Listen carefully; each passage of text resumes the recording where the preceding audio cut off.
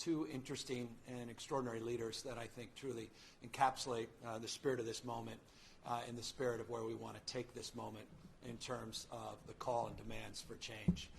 I've had the privilege of traveling all up and down the state of California over the course of the last number of days. I had the opportunity to spend the day working with community leaders, faith leaders, working with advocates, working with members of our own National Guard to help clean up the streets of Sacramento. Randomly had the privilege and opportunity to meet up with a group of young people around the police officers' memorial that were cleaning up graffiti. A young girl, quite literally with one lung, that outlasted all of us as she was scrubbing away for hours and hours and hours. No one asked her to do it. It was just an act of random kindness and a recognition that her community was being impacted and her life and her future impacted by the moment. And she wanted to impact the community in a positive way. She, by the way, was also part of the protest the night before, but didn't like certain aspects of what she saw. I had the privilege of also working not only side by side with her, but with Stevante Clark, a well-known activist here in the Sacramento region, who also was working to clean up graffiti on the side of a state building. Both of us turned our heads to the right, and randomly we saw a member of our National Guard put down his weapon, unbeknownst to the two of us and others, and was scrubbing side by side with others graffiti off the side of a building. I had the chance to fly down to South LA, in the center of so much of the violence and protests and outrage in 1992. Went down with County Supervisor Mark Ridley Thomas. Went down with the chair of our budget committee, Senator Holly Mitchell. Met with members and leaders in the community, just randomly walked the streets, checked in on how people were feeling.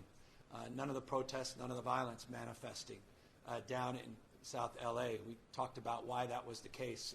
We learned about the history of institutional building, not just physical infrastructure, but human capital, human infrastructure.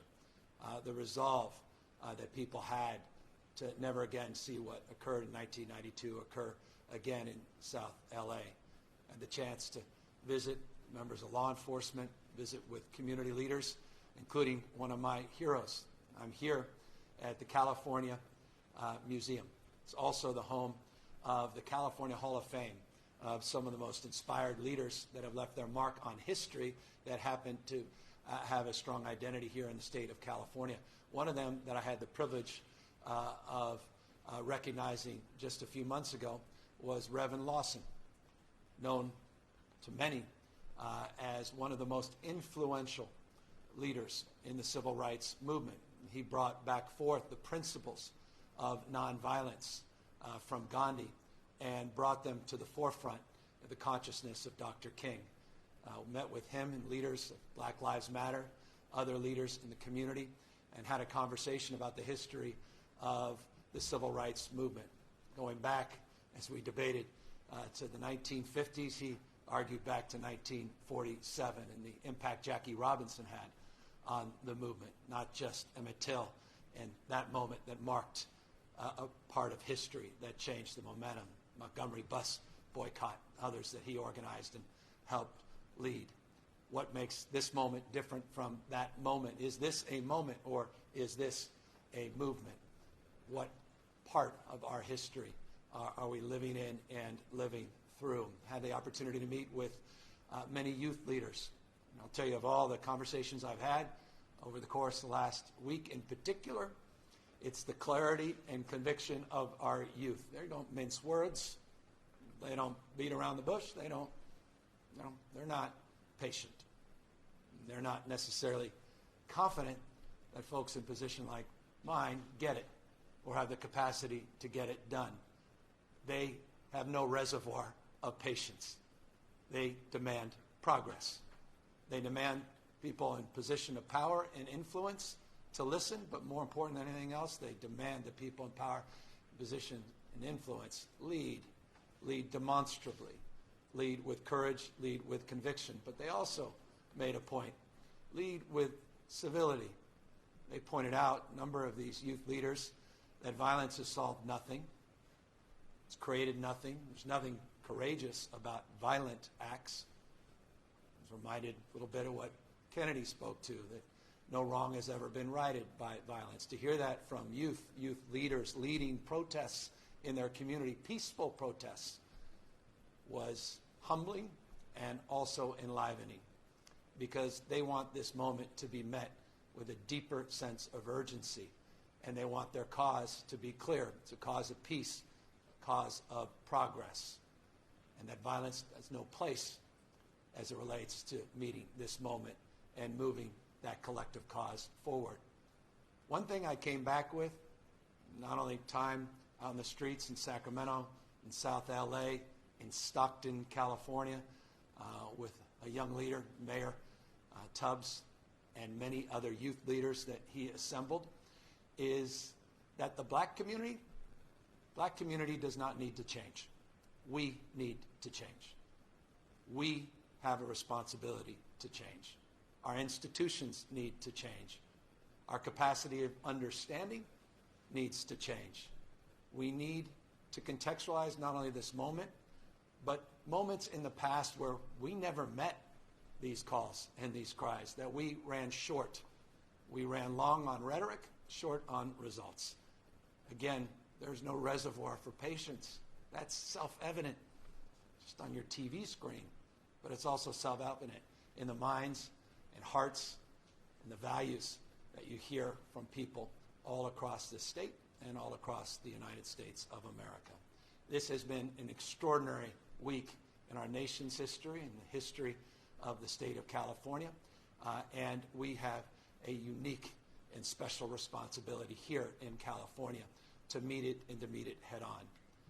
I'm also here at the California Museum for another reason, because I was here roughly a year ago, where California was demonstrably leading. Incredible leadership that was assembled just downstairs from where I am here today, where we signed a landmark bill, the nation's toughest use of force laws on deadly force. AB 392 in the lexicon of the legislature, led by Dr. Shirley Weber. Leaders like McCarty, many others, that led an effort to reconcile our antiquated practices as it relates to use of force. It was a controversial bill. There was previous efforts to advance the bill. They fell short.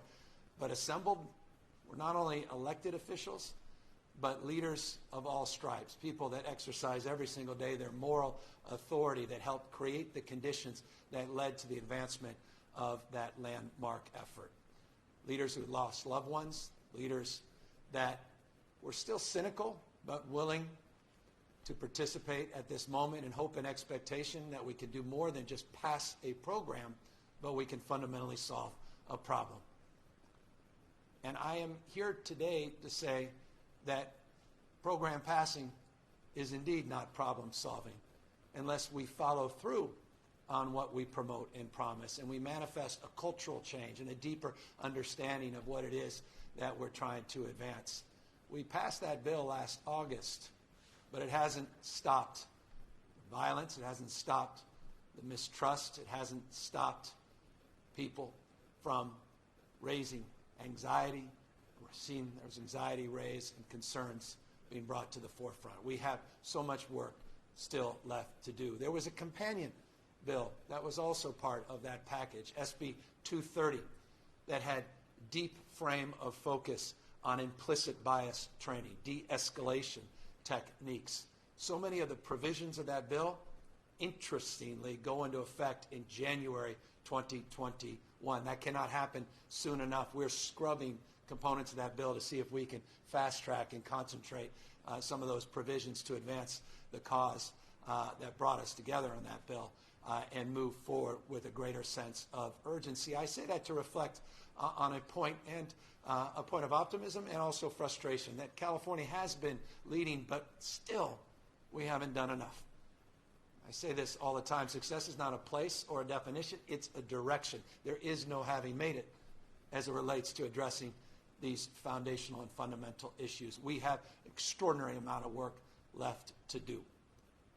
I'm proud of this state and proud of the cause of reform that goes beyond just the issue of implicit bias and de-escalation. It goes beyond just the issues of deadly use of force. We're very proud of this state and the leadership that we advanced to begin anew a conversation about broader criminal justice reform, to address the issues of the war on drugs and the disparities, the race-based sentencing, the 5-year minimum mandatory sentences that not too long ago were part and parcel of the culture of enforcement, and ultimately, as it relates to sentencing, 5-year mandatory sentence for having possession of 5 grams of crack cocaine. For those with possession of powder cocaine, it took 5,000 grams of cocaine to have the same 5-year minimum mandatory sentence. 5,000 to 1 ratio of disparity. I remember the Clinton administration knocked that down to 500 to 1. The Obama administration knocked it down further, but disparities still persist, not just as it relates to the consequences of drug possession, but across the criminal justice system. That's why the state was one of the early adopters of a new approach as it relates to cannabis reform and legalization around adult use of marijuana. It was a civil rights call from our perspective. I was proud to be out in front in those efforts. It was about addressing the disparities. It was about addressing incarceration. And it was about addressing the ills of this war on drugs. But again, it's not enough. We are proud of the work we've done in the state of California. We announced, and the legislature has embraced, the need to shut down state prisons in our current budget that I will sign in just a few weeks. It calls for shutting down 2 state prisons. It calls for eliminating the Department of Juvenile Justice.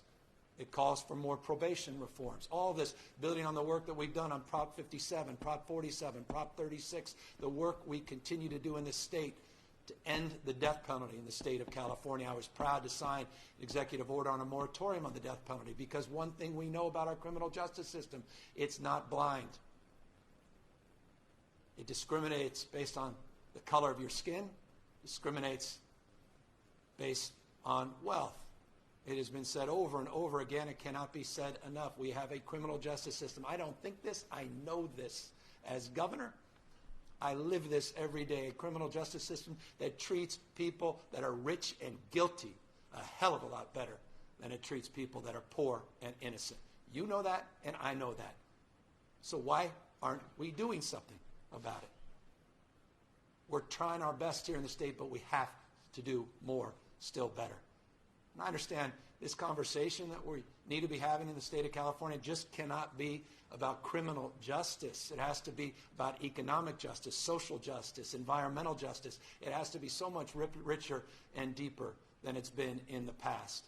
That's why we created that Surgeon General position in the state of California, to begin to focus on the issues that manifest early in life, prenatal care, the focus on ACEs and early childhood trauma, focusing on prenatal care as well as preschool, early Head Start, not just Head Start, focusing on achievement gap before it manifests, because at the end of the day, we could consume ourselves with achievement gap, but we know that people aren't left behind in society, they start behind in society. So if we're going to get serious about addressing these disparities, then we've got to get serious about our work in that space as well. And we have committed ourselves to that cause.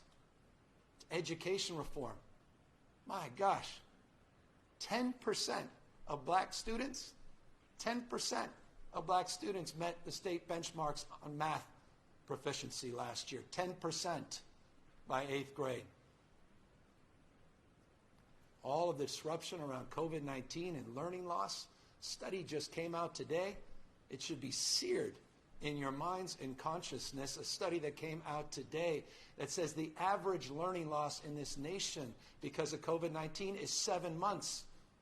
But for the black community, 10.3 months. For low-income community, over 1 year of learning loss because of the impacts of COVID-19. You think we got an achievement gap right now? What are we going to do about that? And by the way, I just want to be clear and respectful at the same time to the California legislature. One thing we're not going to do is take the $4.4 billion that we promoted in our budget and dilute it by taking it away from concentration funding for black and brown communities and those that are former foster youth and low income and English as second learners. I will reject any proposal that comes out of the legislature that does that. We are committed to the cause of equity. And that's the reason we put that $4.4 billion in the budget, to focus on equity. And Governor Brown said it better than any of us. There is no equal application in unequal systems. You can't just spread that money out equally. We need to concentrate its focus. And I just want to make that clear as responsibly and respectfully I can to the legislature. I won't budge on that budget proposal.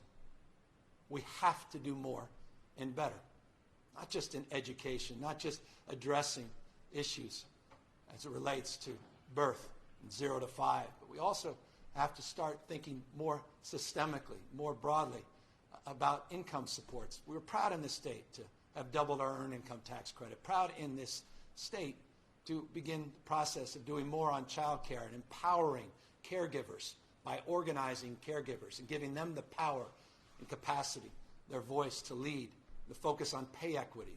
All of these issues. I can go on, except to say that we're seeding a lot of these things in the state of California, but it's not enough. We have work to do, and we have a responsibility to do more than we have in the past. And so I want to make clear that those efforts must continue, and we must double down, and we must recognize those gaps that continue to persist in the state and this nation. And so today I want to make a few announcements in terms of advancing that cause of recognition, understanding, and resolve.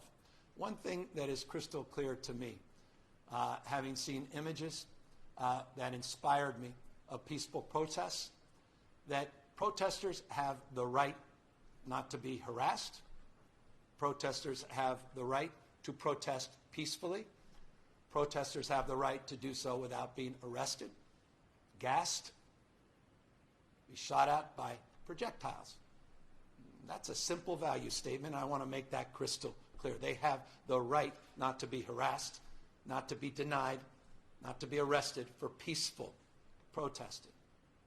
Period. Full stop.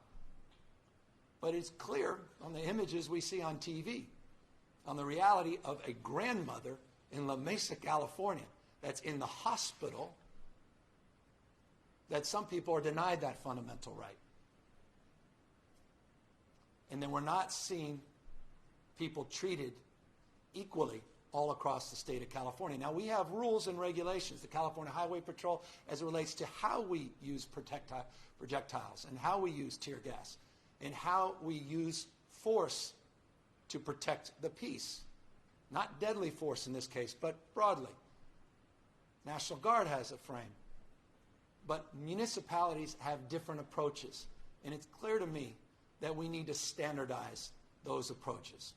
And so I have had the privilege, and you'll have the opportunity to hear from two extraordinary leaders that I've known for years and have been admiring in terms of their leadership. One is Lateefah Simon, social justice warrior, who's been on the front lines of this cause for years and years, and Ron Davis, who was a former captain in the Oakland Police Department for many, many years and chaired Barack Obama, was the executive director of Barack Obama's 21st Century Policing Task Force that put out a report on reforming these tactics. And he, to his credit, is going to advise our efforts with Lateefah, working with journalists, working with advocates, working with law enforcement, together collectively to standardize our approach of engagement and to begin to address what we are seeing with our own eyes and people are experiencing all across the state and this nation as it relates to the disparities of approaches that exist around peaceful protesting and how we control crowds in a responsible way that protects people's fundamental constitutional rights and protects people's safety at the same time. And so you'll hear from them, and I'm very pleased at their commitment to this cause and their resolve to advise us and to move forward very deliberative speed with recommendations to standardize these approaches in the very, very near term. Accordingly, goes without saying, we cannot see the kind of techniques that tragically and ironically we train. I own this. We own this. Across this country, we train techniques on strangleholds that put people's lives at risk. Now, we can argue that these are used as exceptions, but at the end of the day, a carotid hold that literally is designed to stop people's blood from flowing into their brain, that has no place any longer in 21st century practices and policing. And so I am immediately directing POST, which is our police officers training, to end the training of that practice. And I could not be more pleased. No sooner did we make a commitment on this proposal that a member of the legislature, Mike Gibson, to his credit, just introduced a piece of legislation that I will support and sign as soon as it gets to my desk to legislatively end that practice in the state of California. We did that years and years ago as it relates to chokeholds, decades ago, understandably, but not some of these techniques on strangleholds, and we have got to update our practices in that place as well. So that we will do immediately with a deep sense of urgency as well as we organize a new construct on how we focus on crowd control and help support peaceful protesting in the state and continue our leadership to be a model for the rest of the nation. This has been a very difficult time, I know, for all of us. And I just want to express, in particular, deep, deep respect for those remarkable leaders that are out there on the streets demanding that this be a moral moment and that we meet this moment. And that we do so, not because it's just the right thing to do, but it does justice to the promise, what we promote. Because one thing is clear to me, we have a hierarchy of values in this country that diminishes certain people based on their color of the skin. And we have perpetuated that hierarchy for centuries in this state. And we need to own up to that. And we need to foundationally rip that out of its root. When we talk about institutional racism, that's what we're talking about. And we become almost numb to it, blind to it. No one wants to go back to normalcy. If you want to go back to normalcy, I'm not going there with you. I don't want to go back to normalcy. I want something better. We deserve something more. Generation of young people demand something better and something more. Please resist normalcy. Normalcy created the conditions that led to this moment. Normalcy has no place in terms of our reconciliation of this moment. We have to meet a higher calling. We are so much better than this, so much more capable than this. We will rise up to this moment. We will lead, and we will listen, and we will begin to reconcile, but with resolve and a commitment and a persistence, not patience, that is demanding of this moment. And we will lead, guided by people like Ron and Latifah and many, many others that have been on the front lines. And with that, I want to now just turn over this mic to Latifah to talk a little bit more about what she hopes to accomplish, what she's been doing, and how she hopes to work with Ron Davis and others will advise us with the urgency that's needed at this moment to move in a direction that does justice to those cries that we are loudly hearing in the state of California. Latifah?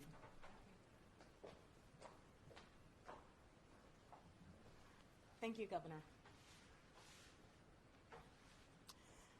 My name is Latifah Simon. I'm the president of the Akanati Foundation, which is one of the state's first philanthropic institutions directly aimed at ending racialized injustice in the state of California. I also have the great pleasure of serving as the president of the board of directors for Bay Area Rapid Transit. But I come today not only with those roles, but after 25 years of working literally on the streets and in jails and in prisons for folks, many who have been denied justice. I'm hoping that I bring the spirit of the activists and organizers that I am currently learning from and have been learning from, and the mothers that I'm learning from who are calling for an end of unjust violence by the state. This inflection moment in this country and frankly around the world suggests that we get it right, that we identify this moment for what it is, a sea change in facing race and racism and deep injustice, and the work that we will do together will not simply be folks around the table. This call that the governor is asking us all now to accept is to rapidly bend the arc towards justice. It is our duty, and we must move forward expeditiously. No more. We can't go back. So for those men and women for decades and literally centuries who have been calling and demanding a shift, we owe them. We owe them.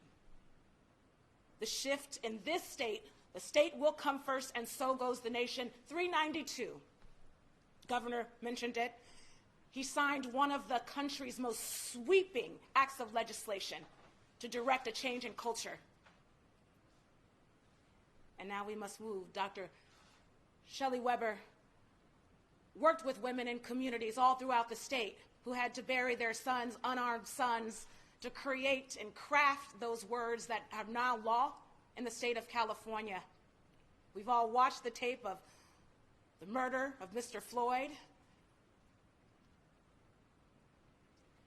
And we do this work in his daughter's name. We do the work that we will move forward in the names of men and women who want to do the right thing and uphold the sanctity of life for all of Californians. I'm ready to work. I'm ready to work. Hold us to task. We can change and swiftly enact a culture that refutes that false promise, or that false choice that we can't have it both ways. We can end racial injustice. Although change is not swift, it is rough, it is dirty oftentimes, and it's difficult. But we'll get there. I'm very excited to work with Ron Davis, who is a national champion for police reform and advising the governor. And we will work with other stakeholders swiftly with this office and with law enforcement to not only shift the conversation, but shift the practice. We do this work in the honor of justice. I'm very excited to begin this process. Let's go.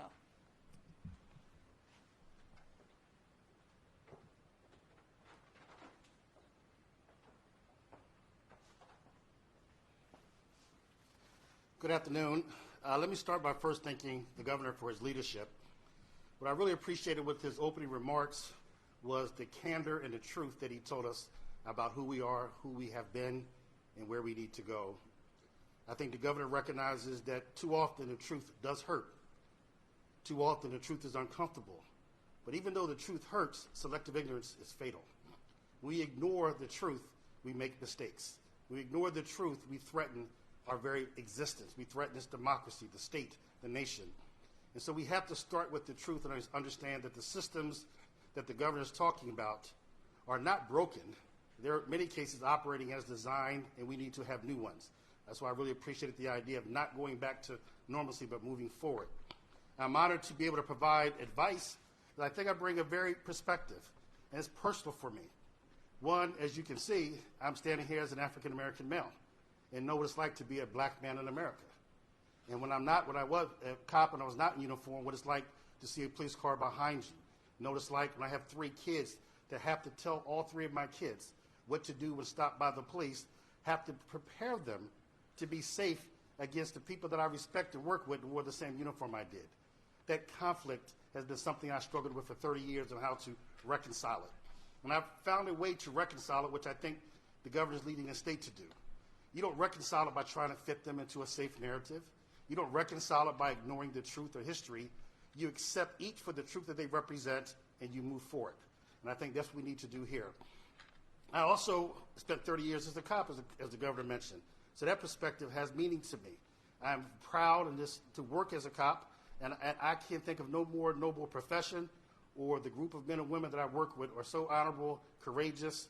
And I spent 20 years in the beautiful and diverse city of Oakland. And then I spent close to 9 years as the police chief in the equally beautiful and diverse city of East Palo Alto. And those close to 30 years taught me that police, when operating appropriately, can make a difference.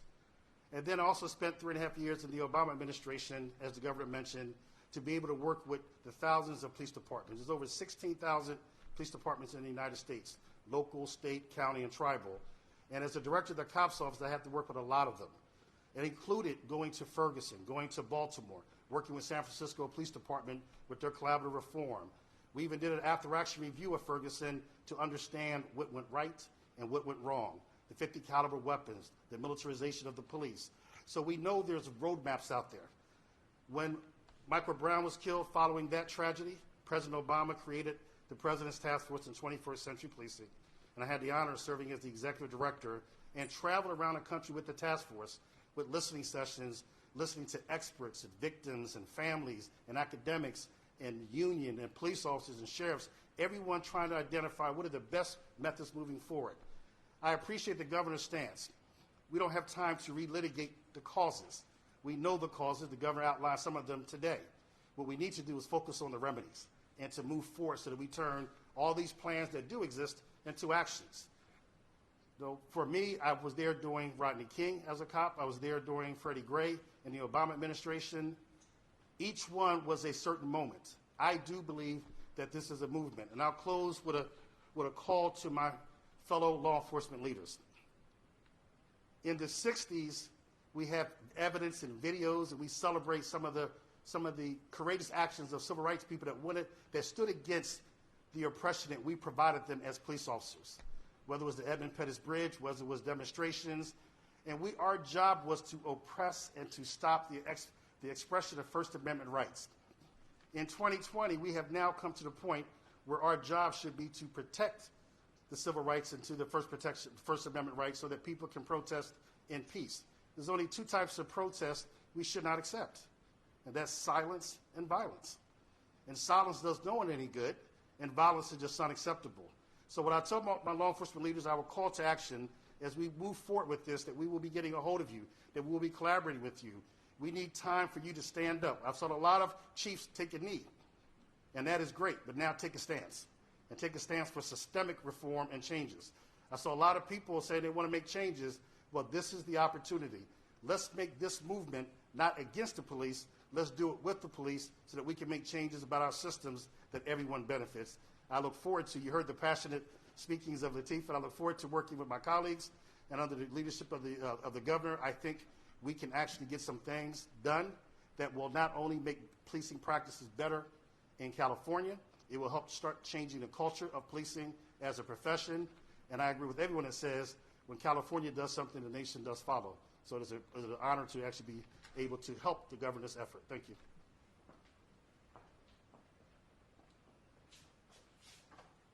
Thank you, Ron. Thank you, Lateefa. And let me just build on Ron's comments because I think they're important to underscore at the same time.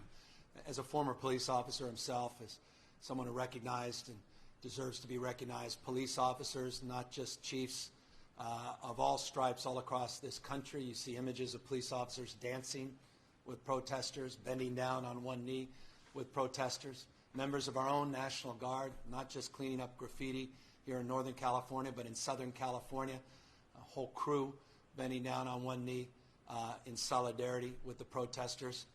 There is so much nobility to those men and women as well that need to be recognized at this moment.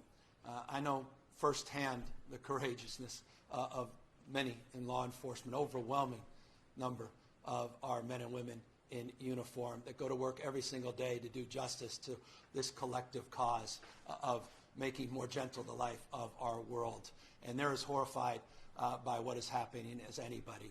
That includes California Highway Patrol. It includes all the men and women of law enforcement across the spectrum, deputy sheriffs, as well as members of local law enforcement. So I want to distinguish the principles that we're trying to advance as a collective cause. In the spirit of what I think brings Ron to the forefront of leadership is that recognition. There's that old African proverb, we cannot quote it enough, that if you want to go fast, you can go alone, but if you want to go far in the cause of justice, you've got to go together. And when we signed 392 and 230 last year, we did that in the spirit of collaboration and cooperation.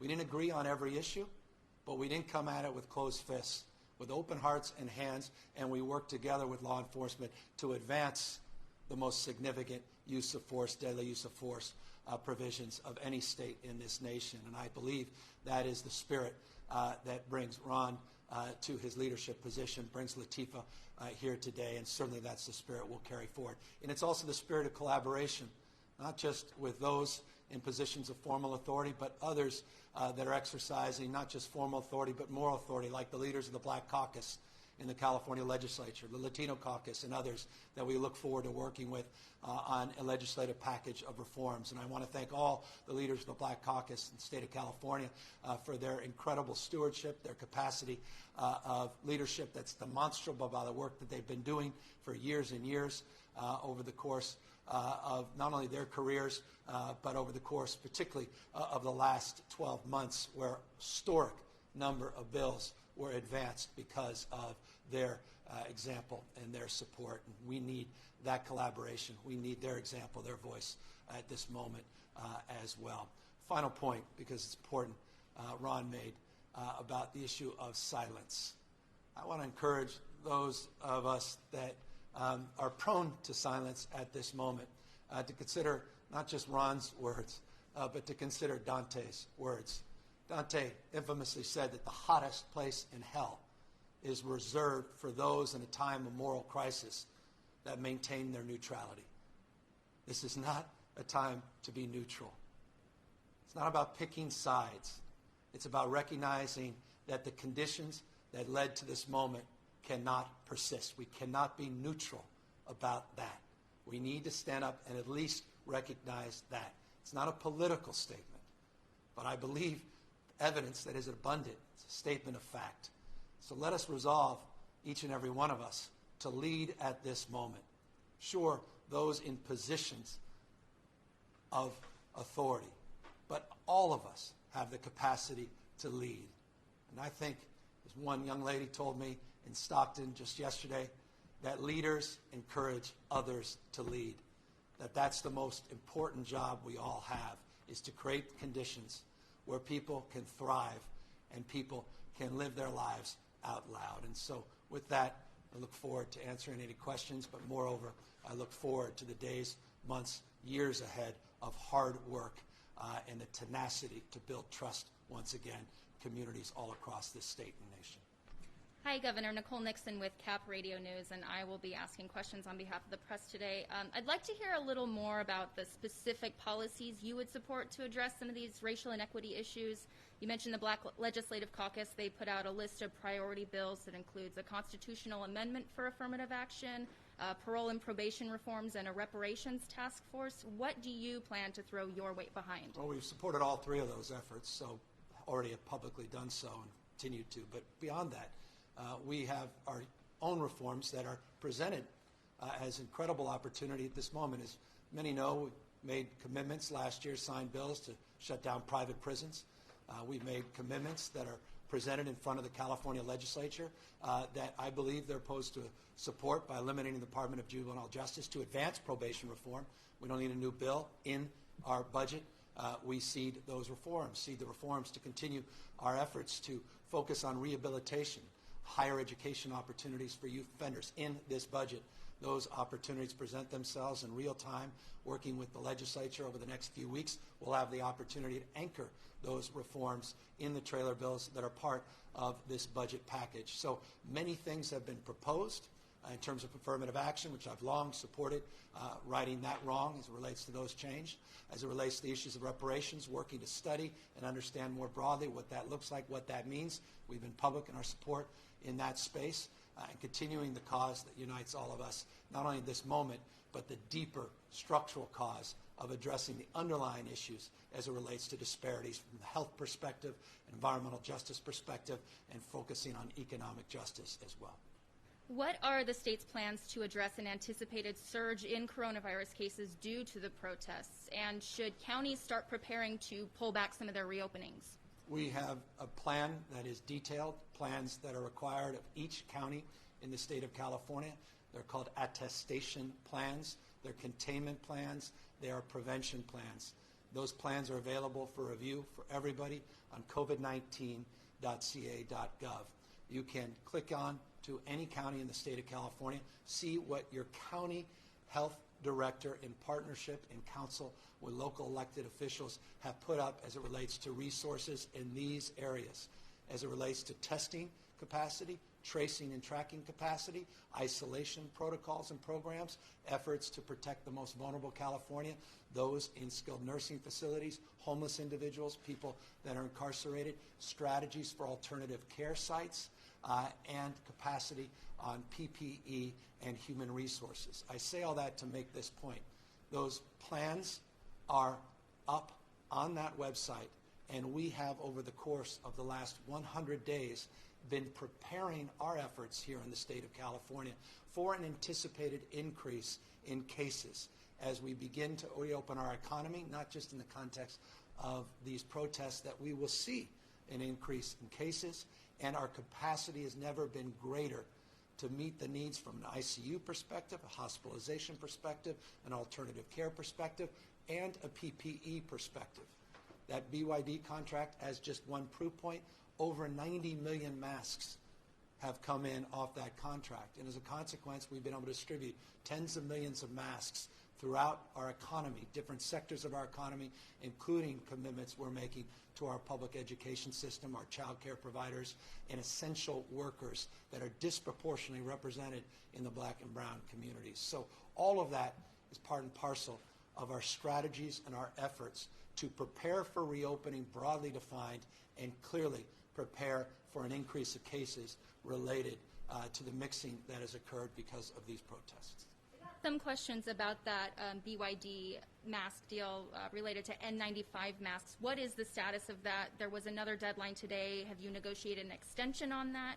And if that deal does fall through, how are you going to secure more N95 masks? We're working across overseas to get the latest information. Apparently it's coming in today.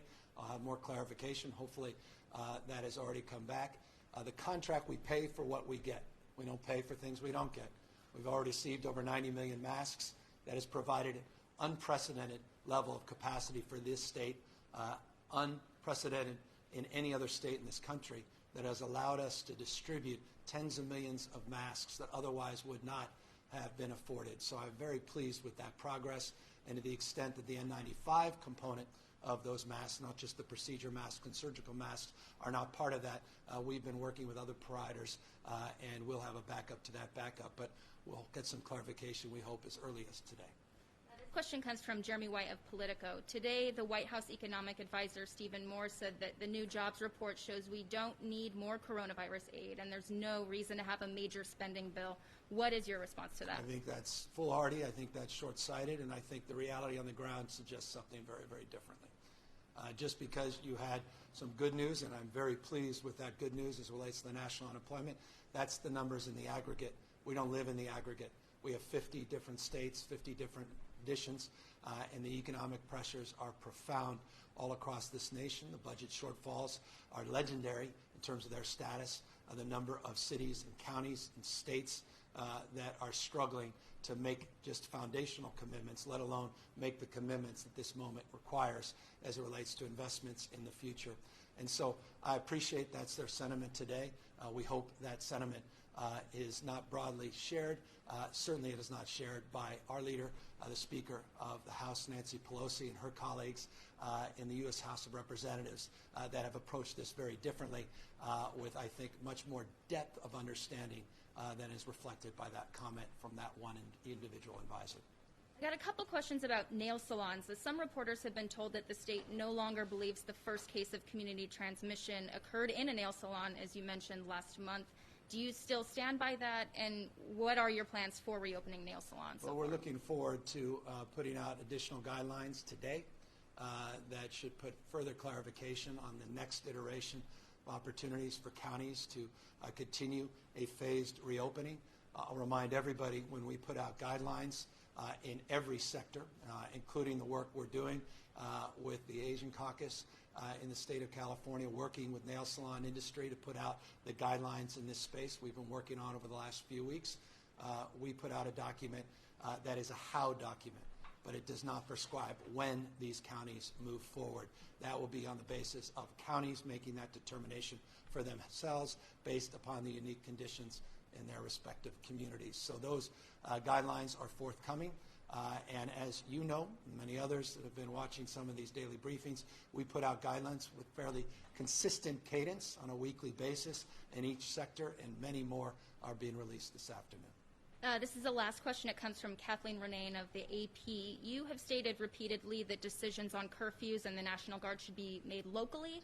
But given that demonstrations in recent days have been largely peaceful, do you think it's a good idea for cities like Sacramento to continue to impose curfews and keep the National Guard in town, especially given that some troops have been pulled away from coronavirus aid projects to monitor protests? Yeah, as it relates to this issue, as a former mayor, I deeply respect the work that mayors are doing at the local level, and to the extent that they recognize the conditions have changed for the positive, I would highly encourage them to pull back on those supports. And so my hope and expectation is that many local elected officials and law enforcement officials will no longer be in need of those state assists, and that we could begin to pull back in an expeditious manner, but in a very thoughtful manner as it relates to the conditions changing at the local level. So I appreciate their work, the hard work that many mayors have in front of them, but again, those that are seeing a radical change, and by the way, a number of mayors have already pulled back, and we are pulling back those supports, so it's already occurring. I hope we're going to hear more and more from those local electeds and others in the next days so that we can more appropriately redeploy those guardsmen and women to do more logistic support, as you suggest, in our food banks and to continue efforts on COVID-19 relief and support. Let me just thank the support of Ron and Lateefah, supports that we've been provided by leaders all across the state of California for guiding us, counseling us, giving us the courage to resolve to do more and do better in the state. Let me thank again to all of the work that's being done in the California legislature and by mayors and municipal leaders to begin the process anew of more transparency, more accountability, and the structural reforms that are needed at this moment. We will not sit back patiently. We will not sit back passively as a state. We will lead. We will lead in. We will take account. We will take responsibility, and we will take to heart the message that clearly is being expansed very loudly in this state and all across this nation by protesters, and that is a resolve to do better and do more, and in turn meet this moment head on. Thank you, as always, for tuning in, and stay safe this weekend, and we look forward to coming back and updating you very, very near future.